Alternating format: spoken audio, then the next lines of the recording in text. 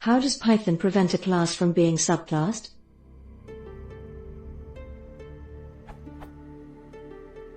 I came across the following in the Python docs. Bool x. Convert a value to a boolean, using the standard truth testing procedure.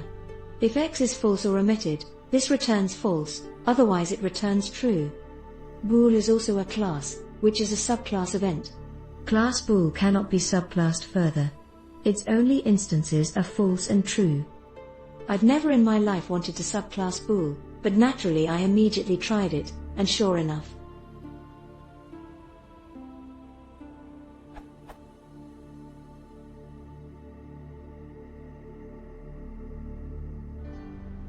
So, the question, how is this done?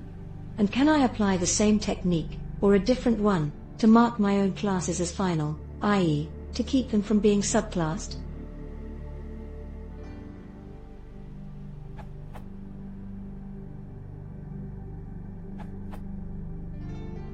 The bool type is defined in C, and its TP_flags slot deliberately does not include the pi_flags_base type flag.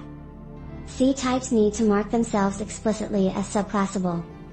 To do this for custom Python classes, use a meta class.